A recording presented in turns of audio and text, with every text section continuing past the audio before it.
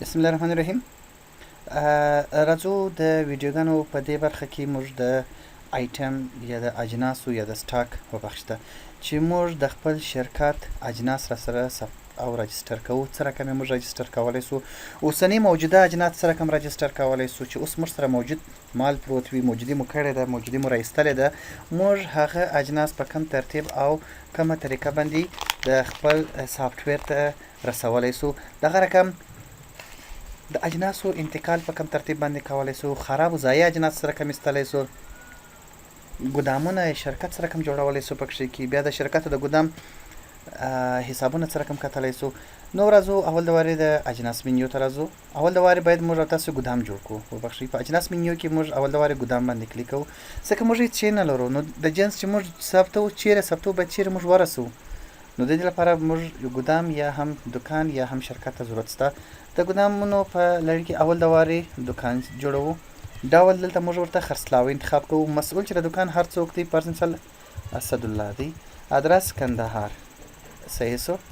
یا خپل دقیق ادرس ورته لیکئ. بل دانه جوړو، ګدامونو ته راځو. ګوره یو دانه خو دا دی جوړ سو چې زموږ د دکان په نوم دی،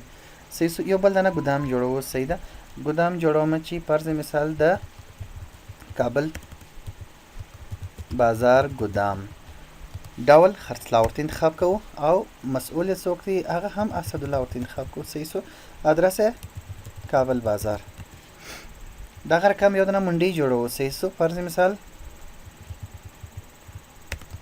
قدرت الله منډۍ. تاسو که چیرې تاسو منډۍ ولرئ، په منډۍ کې ستاسو سامان پروت وي او د منډۍ څخه هم کله ناکله فروشات کوئ، نو باید دلته منډۍ جوړه کړو. مسؤل یې فرض مثال قدرت الله دی او ادرس یې هم دی فرض مثال بایپاس چوک، بایپاس سړک. موږ ګدامونه منډیانې هر څه مو داتې جوړ کړو، ګدام مو جوړ کړئ، دکان مو جوړ کړئ، منډیان مو جوړ کړئ. آینده کې هم کولی سئ چې که چیرې تاسو نور ګدامونه اضافه کړئ، کولی سئ چې بیا په نورو منډیانو سره کاروبارونه شروع کړئ. بیا کولی سئ چې دلته د دې له لارې په همدا شکل لکه اوس چې موږ جوړ کړی تغیر دغه نوي اضافه کړئ، صحیح سو. نور ګدامونه جوړ کړئ، نور ګدامونه په کاروبار ته راځي، ټول په دې ترتیب باندې دلته جوړولی سو، صحیح دی. هر ګدام کې که چیرې موږ اشتباه شوي نو پر تغیر باندې پر نوی پر تغیر باندې کلیک کوو او دلته موږ تغیر کولی سو. او یا هم که چیرې موږ بیخي اضافه جوړ کړي وو نو پر ډیلیټ باندې کلیک کوو، ګدام به راته ډیلیټ سي، صحیح سو. نو راځو اجناسو یا سټاک ته. موږ موجوده جنس رسوو، موجودي مو راایستلې ده، باید موږ موجودي اجناس ورسوو. نو موجوده اجناس چې موږ رسوو، اول د وارې راځو آی آر مینیو ته، کاتې ته راځو او په کاته کې دلته ورته جوړوو نوې کاته جوړه کړه. نوې کاته جوړوو د چا لپاره؟ د موجودي لپاره. موجودي په ټولګي کې دلته باید موږ څوک انتخاب کړو؟ د شرکتونو کاتې باید ورته انتخاب کړو، صحیح دی. کوم اجناس چې موږ رسوو هغه باید موږ په یو کاته پسې ورسوو. نو هغه کاته موږ څوک ته؟ په شرکت امین لمیټډ پسې نس رسولی یا په هغه چا پسې نس رسولی کوم چې موږ ورڅخه سامان اخلو. په خاطر د دې نس رسولی چې د دغو څخه موږ سامان رانیولی دی، صحیح دی. د دغو څخه خو موږ وختي سامان رانیولی دی، پیسې موږ قرضداره یو، پیسې موږ رسولی دی. نو که دویم وار زه بیا چیرې موجوده اجناس په دې پسې ورسوم نو دا خو بیا زه ډبل قرضداره کېږم. نو یا هغه پسې نه رسوو، دلته موږ لیکو چې سرمایه موجودي. دا زموږ سرمایه ده، سرمایه موجودي. په هېچا پسې نه رسوو ځکه موږ د هغه حساب خلاص کړی دی، چا ته به مو نغدې ورکړي، څوک د چا به موږ قرضدار یو په کاته کې، هغه مو کاتې ته زاړه حسابونه ټول راپورته کړي وو، لکه شرکت امین لمیټډ یا نور یا نور یا نور. زوړ حساب لرو نه لرو ځکه دا سرمایه موجودي ده، په دې کې موږ قرض شی نه لرو، صحیح سو. یاداشت کې هم ورته لیکو چې موجودي او پر سافټویر باندې به کلیک وکړو. اوس چې نو موږ اجناس رسوو ټوله باید موږ په موجودي پسې وباسو، صحیح دی. اجناس مینیو ته راځم او بیا هم اجناس یا سټاک، صحیح دی. نوی جنس ثبت کړه بټن باندې کلیک کوو، شماره خپل د جنس ته یو ده او دلته هم موږ نوم ورته اچوو. فرض مثال زه دلته لیکمه چې موږ خو د پرزه فروشي حساب را شروع کړی وه، د فیلډر موټر 2002 ماډل کیلومتر یا امپیر میټر، صحیح دی. دلته ورته لیکو چې چینایي، صحیح دی.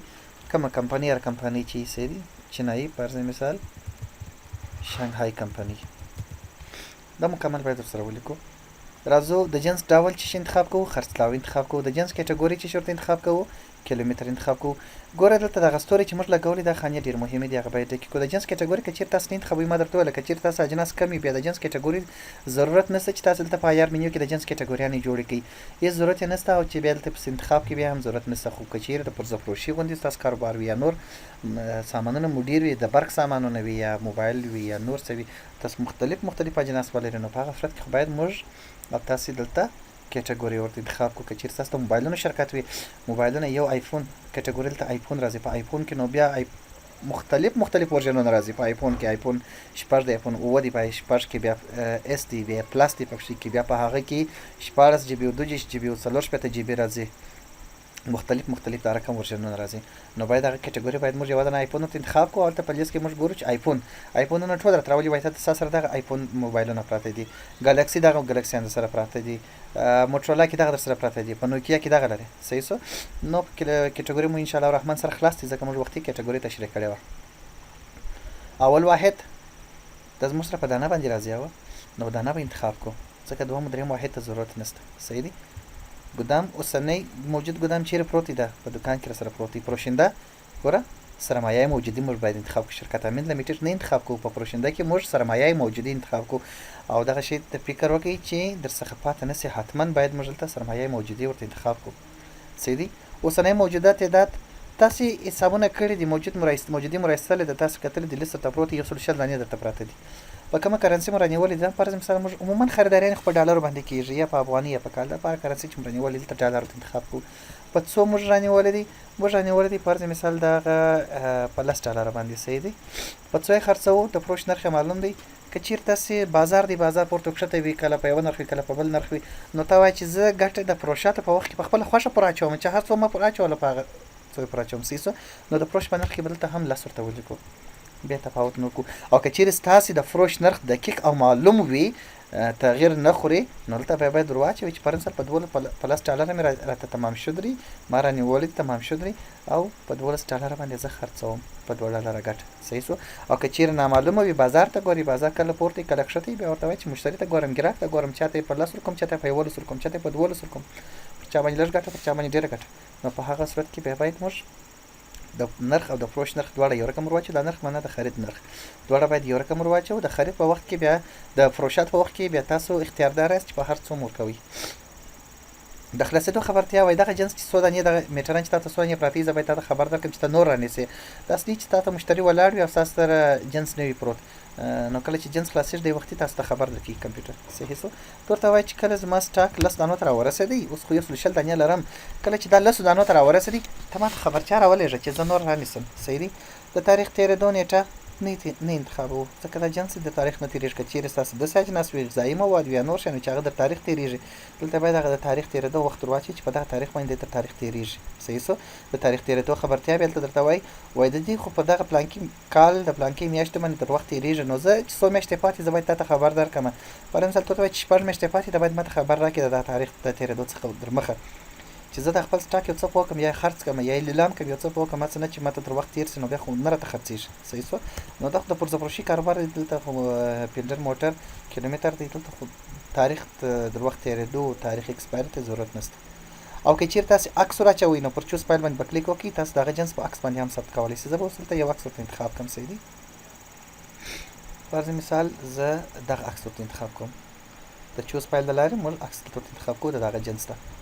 او دا ثبتوم. دا راته وایي چې په دغه شماره باندې ستا سره جنس ثبت وي، نو زه به شماره ورته واړوم. صحیح دی. او ثبت کړه بټن به پر ووهم. اوس موږ ته جنس ثبت میسج راکړي. اوس که چېرې زه راسم اجناس ته، اجناس یا سټاک وګورم، زموږ سره د پیلډر موټر 2002 ماډل کیلومتر چینایي را سره ثبت دی. ګوره او سطح نرخ یې 10 ډالره دی، اخري نرخ یې 10 ډالره دی، اول نرخ یې د فروش نرخ یې دا ټوله راغلي تعداد 120 دانې دی، وتلي تعداد نه لرو، ضایعات نه لرو، موجود تعداد مو 120 دانې دی. کوم وخت عکس کتئ، پر عکس باندې به کلیک وکړئ، تاسو ته دلته د دغه کیلومتر عکس هم درته ښکاره کوي. صحیح دی. که چېرې موږ اشتباه سوي وي نو پر ایډیټ باندې کلیک کوو، اشتباه دلته بېرته راګرځوو، ایډیټ کوئ. او که چېرې مو غوښتل چې ډیلیټ کړئ نو بیا په ډیلیټ باندې کلیک وکړئ او بل یې هو ډیلیټ یې کړه، دغه بټن به پر ووهئ نو دی به ډیلیټ شي. صحیح شو. ښه کټګوري انتخابو، لکه ما چې تاسو ته وویله چې پر مثال ته غواړئ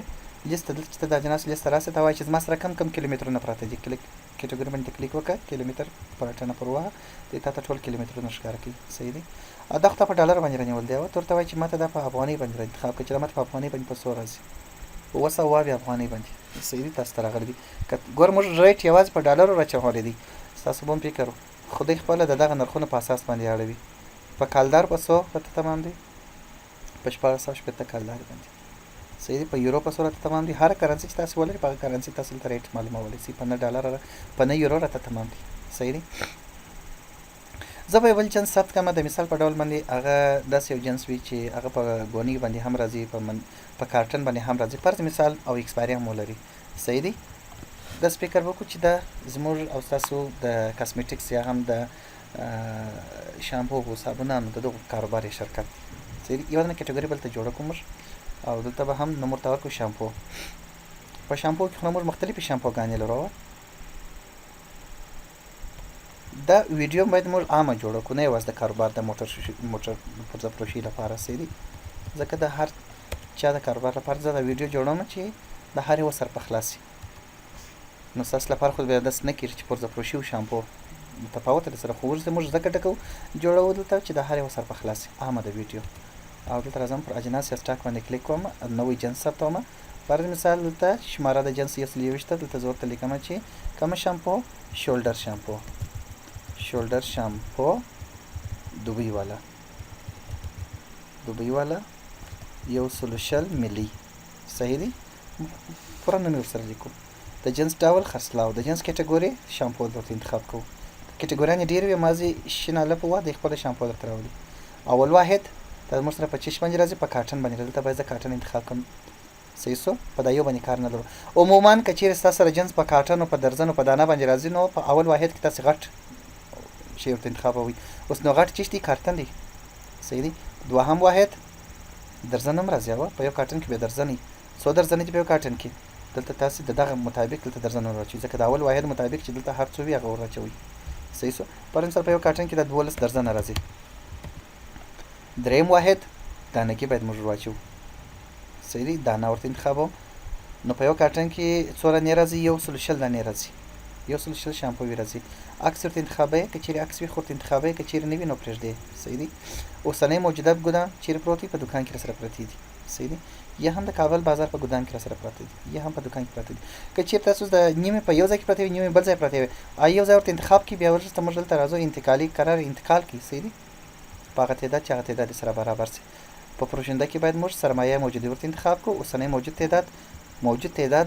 درزن نه غواړي نه دریم واحد غواړي چې هغه دانه ده یا اول واحد چې موږ هر یو دی هغه تعداد دلته موږ راچو څو کارټنه پروته دي موږ ته 300 کارټنه اوس موږ ته پروت دي په کومه کرنسي موږ رانیولې ده پر مثال دا موږ رانیول دي په افغانۍ باندې یا هم په ډالر باندې په ډالر ور واچو ورسته بیا افغانۍ ته خپل اړي صحیح دي په څومره رانیول دی یو کارټن په 8 ډالر په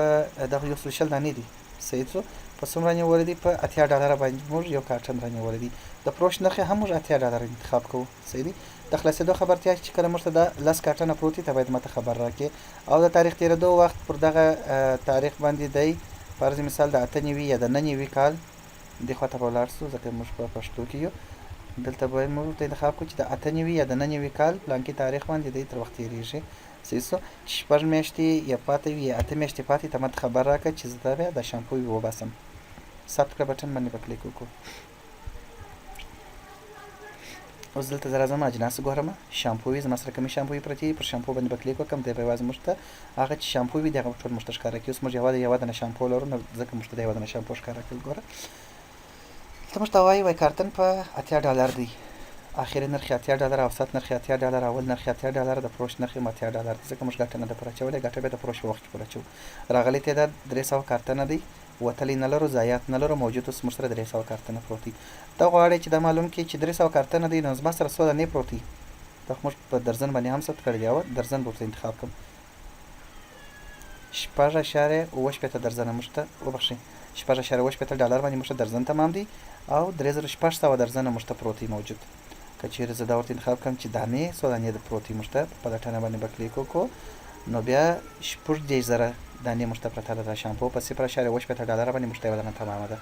صحیح شو او ته ورته چې نه ماته په افغاني باندې راکړه چې دا په افغاني سودا تمام ده ګوره شامپو کرنسي افغاني او دلته مو دانه ورته انتخاب کړي واحد صحیح دی نو بیا موږ ته په 150.4 افغاني باندې تمامه ده شپږ زره دانې موږ ته پته ده دا شامپو صحیح دی که چیرې ته ورته وایې چې په کالدارو په څو نو هرې کرنسي ته خپل اتومات نرخ اړوي موږ په ډالر باندې نرخ ورکړی دی خپل اتومات اړوي په 110.8 کالدارې موږ ته دا راغلی ده ښه اوس به تاسو ته سوال پیدا کیږي چې د اول نرخ اوسط نرخ د فروش نرخ دا څه معنی اول خو زه دې درته تشریح وکړم دلته کټګوري ته معلوموي چې وایي دغه د کټګوري د شامپو په کټګوري کې راځي په کرنسي په کالدارو باندې نه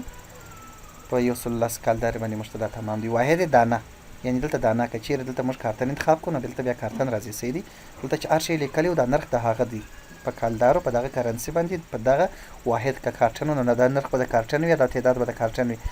که درزن نو دلته به دا نرخ به د درزن وي او تعداد به هم د درزن وي صحیح دی ښه اول نرخ اول تا په دغه نرخ باندې وای دا ثبت کړی ده کله چې تا د شامپو د ځانه په سافټویر کې دلته راجسټر کول ثبتول دي تا کم نرخ ور واچوي 110 نرخ دې راچولی دی اخر نرخ مطلب یې دا دی وایي اول خو تا په دې نرخ باندې دا ثبت کړی وه وروسته تا چې خریدونه کړي دي اخري نرخ تا ته په دغه نرخ باندې تا اخر خرید کړی دی صحیح دی اوس نو اوسط نرخ څه معنی اوسط ډېر مهم دی تا فرض مثال 100 کارټنه شامپو دې رانیولې ده په 110 کالدارې باندې هغه څخه 50 کارټنه تا ته 50 دانې درته پرته ده په 110 کالدارې تا دانه رانیولې ده 50 دانې اوس تا ته پاته ده صحیح دی بیا دې نور رانیول 100 دانې دې نور رانیولې په 110 کالدارې باندې دې رانیولې صحیح دی نو چې په 110 دانې په 110 کالدارې دې رانیولې 100 دانې جمله سټاک ستا ده 150 دانې سو صحیح دی نو په هغه زاړه تا په 110 باندې خرید کړی نوې خرید په 110 باندې کړی دی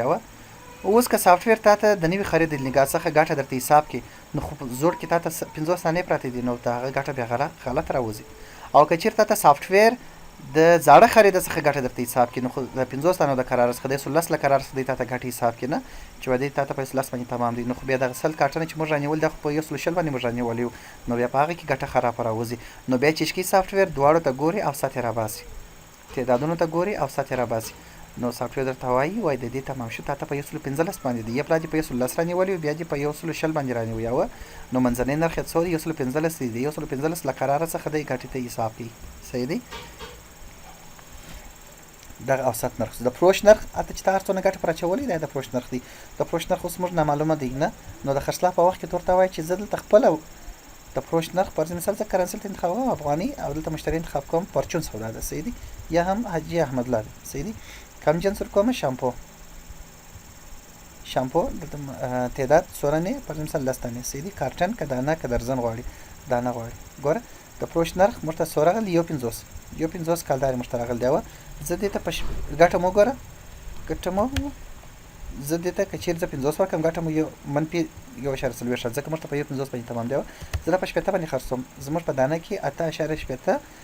کالداري انتخاب کړی افغاني 8.80 افغاني زموږ په دانه کې ګټه ده صحیح سو چاته په 50 باندې ورکې 50 ولیک صحیح دی چاته په 8.50 باندې ورکې صحیح دی 8.50 بدلته ورته ولیکو زموږ ګټه به دلته موږ ته ډایرکټ ګټه راته ښکاره کوي البته دا ګټه که چیرې تا د یوزر ته رایټ نه ورکړې ته منشک نه ولته نه غواړي چې ګټه وویني نو بیا هغه ته دا ګټه صفر معلومیږي ښه ده راتلونکي درسونه کې دا وایي سټاک ته راځو انشاءالله الرحمن په دې مستر خلاصو چې موږ څنګه رقم خپل اجناس ثبت کولی سو صحیح دی ښه اوس خو موږ موجودي ورسول نو خو موږ سرمایه نه ده رسولې ټول موجودي چې مو خلاصه کړله مکمله موجودي چې مو ټوله خلاصه کړل صحیح دی قرار به دلته راسي کاتې ته به راسي راپورونو ته په راپورونو کې به د شرکتونو کاتې را خلاصه کړي دلته به د موجودي کاته به را خلاصه کړي په د هر کرنسي جلا جلا حسابونه به وګورئ ځکه ځینې اجناس په ډالر رسولي ځینې په افغاني رسولي ځینې په کالدار رسولي دي صحیح دی اول به ډالر وګورو کاته ده سرمایه موجودي او پر پلټنه باندې به کلیک وکړو $100 دي 25,200 ډالر دی او دا به کاپی کو صحیح دی یا به دغه رقم را سره یاداشت وکړو نو قرار به دلته راسو کاتې ته ځکه دا په هغه صورت کې چې ته ټوله موجودي خلاصه کړل کاتې اکاونټونو ته چې راسې او دلته به راسې موجودي کاته به پیدا کړې موجودي کاته مو چیرې ده سرمایه موجودي دغه ده دا به تغییر کړو دلته ورته صحیح سو او اوپننګ بیلانس باندې به دلته کلیک وکړو دلته به موږ زوړ حساب بردګي کې به ورته ولیکو صحیح دی او دلته به موږ ولیکو چې د موجودي سرمایه سرمایه صحیح سو دا موږ سرمایه دا د 25200 ډالر ور اضافه کړل صحیح دی په دغه ترتیب باندې دا خو د ډالرو اضافه کړل نو د افغاني خریدونه چې موږ کړ د افغاني موجودي چې موږ رسولي شرکتونو ته براسو او دلته به بیا هم افغاني انتخاب کو دلته به هم موجودي انتخاب کو دا هغه وخت کو چې موږ ټول سټاک ورسو صحیح دی په افغاني باندې موږ شنه رسولي نو اوس که چیرې دلته راسم راپورونه ته د بیلانس سمری وګورم یا خلاصه وګورم پر موږ باندې پور پیبل چې موږ قرضدار یو اوس موږ یوازې 1,650 ډالر قرضدار یو صحیح دی 1,650 ډالر قرضدار یو دا موږ په هغه صورت کې قرضدار یو شاید موږ دلته د مشتریانو موږ د شرکتونو څخه پور کړی نو را بسم دلته بیلانس راپورونه ته براسمه بیلانس شیټ به وګورم چې زه د چا د چا قرضدار یم باید موږ د موجودي قرضدار صحیح دی هغه باید موږ خپل سرمایه رسولې خو موږ سرمایه شرکتونو کاتې دلته ځکه لیکومه د حاجي احمد الله ز قرضدار یم 1200 ډالر صحیح دی وبخښئ دا موږ مشتری وکړي شرکتونه باید دلته موږ وګورو شرکتونه ګوره ښه دا موږ هلته اشتباهاً په رسیدګي کې لیکلي دا باید موږ په پورتګي کې ولیکو صحیح دی د شرکت امین لیمیټډ موږ یوازې 10000 ډالر قرضدار یو او سرمایه موجودي دلته باید زه دا ایډیټ کړم هلته زموږ څخه اشتباه سوې ده کاتې یا اکاونټونه او دلته به زه راسمه سرمایه موجودي ګوره هغه ثبت سوی نه دی دلته نه دی پکښې کې راغلی نو دلته به زه ورته ولیکم چې زوري صاحب پورتګي او تغییرات بخښئ کرنسي نه دی انتخاب کړی دغه ځای اشتباه سوې وه اوس مو ثبت کوي اوس به راسو راپورونه ته باید موږ د موجودي نه یو قرضداره ځکه موږ خو قرضداره نه یو موږ یوازې د شرکت امین لیمیټډ قرضداره یو نو دلته به هم زه د شرکتونو کاتې خلاصې کړم د موجودي موږ نه یو قرضداره صفر دی یوازې 10000 ډالره ګوره دغه زموږ بیلانس دی که پر موږ باندې پور دی یوه 10000 ډالره دی د چاره باندې دی د شرکت امین لیمیټډ را باندې دی صحیح دی موجودي کې خو موږ نه یو قرضداره دغه 25200 ډالره خو زموږ سرمایه ده چې موږ رسولې ده صحیح دی نو زموږ قرض صفر دی دا په هغه صورت کې سرمایه موجودي کاته ایډیټ کوو او پیسې وراچوو په بوردګي کې کرنسي انتخاب کوو چې موږ ټول اجناس ورسول خدای دې چې ښه مو وسا سر په خلاص سوی وي صحیح دی په دغه ترتیب باندې نو ټول اجناس دلته موږ رسولی سو ښه ورپسې راځو ګدام ته ګدامونه خو موږ جوړ کړي دي موږ سره څو ګدامونه دي دوکان دی کابل بازار ګدام دی قدرت الله منډۍ ده موږ سره هر څه شته پر تشریحات یې را خلاصوو چې چش لرو ګوره په ګدام کې زموږ سره د فیلډر موټر دغه پراته دي کیلومترونه پراته دي که چیرې موږ پر دې باندې کلیک وکړو دا استو دوکان ته د ګدام ته استو ځکه د دوکان څخه ګدام ته استو دلته باید زه د کابل بازار ګدام ورته انتخاب کړم څونه تعداد استو فرض مثال 10 دانې استو 300 واحد دلته دانه ورته انتخاب کوو تفصیلات یې دلته ورته وایي چې په دوکان کې اضافه وه ګدام ته مو انتقال کړل صحیح سو اوس که زه چیرې راسمه دا 10 دانې تعداد به دلته کم سوی وي ګدام ته به راسمه ګوره که چیرې زه اوس دوکان وګورم په دوکان کې زموږ سره موجود تعداد 110 دانې پروت دی صحیح دی دا موږ 120 دانې ثبت کړي وو اوس به زه راسم د کابل بازار ګدام ته کابل بازار په ګدام کې وګوره 10 دانې دا دي زموږ سره په کابل بازار ګدام کې پروت دی صحیح دی شولډر شامپو به وګورو شولډر شامپو یوازې زموږ سره د کابل بازار په ګدام کې پرته ده وه زه 11 دانې استوم یپلا به دلته راسم تاسو ته دلته به ګدام کې به وګورو چې زموږ سره په ګدام کې پرته ده په دوکان کې به پلا وګورو چې زموږ سره په دوکان کې شولډر شامپو شته که نشته شولډر شامپو بیخي موږ په دوکان کې نه لرو نو زه به دلته راسمه ګدام به را خلاص کړمه تشریحاتو ته به یې راسمه او دلته به هم شولډر شامپو ده اجناس انتقال که 300 دلته به دوکان ورته انتخاب کړمه 100 کارټن استو 100 دانې کارټن استو که دانه استو هر شی چې استو 300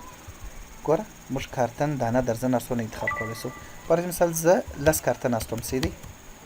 د ګدامه څخه یې وړو دوکان ته چې شي وړو کارټن وړو په دانګي او په درزن یې استولی سو 300 له ګدام څخه مو دوکان ته انتقال کړل صحیح دی یو خبر به باید دا وکړو موږ پروشات موږ د ګدام او د دوکان د هر ځای څخه کولی سو صحیح دی کولی سو چې موږ مستقیم د ګدامه څخه هم بیل جوړ کړو او پارچې ورکړو او د هغه ځای څخه بیا دی انتقال کړي ښه اوس به زه راسم دوکان ته په دوکان کې باید موږ سره شولډر شامپو 10 کارټنه اضافه سوي وي دا راغلی ده ګوره شولډر شامپو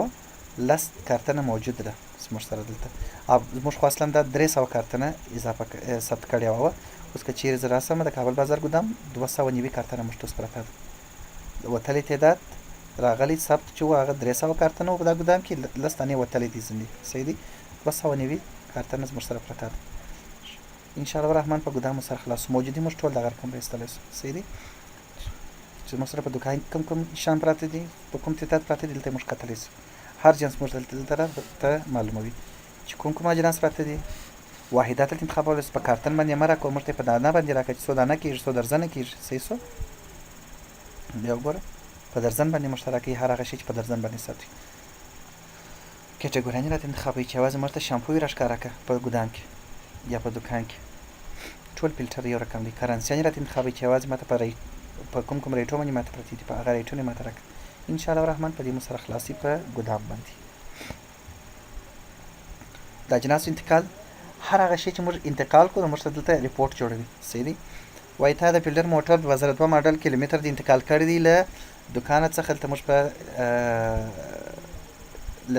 ژبه کې یا په ترجمه کې اشتباه سوي صحیح دی هغه به اصلاح که تاسو اصلاح کوئ تاسو خپل اصلاح کوئ صحیح دی. دا له دغه تاریخ څخه نه دی هغه باید موږ ولیکو چې له دغه ګدامه څخه و دغه ګدام ته له دغه دوکان څخه و دغه دوکان ته له دغه ځای څخه و دغه ځای ته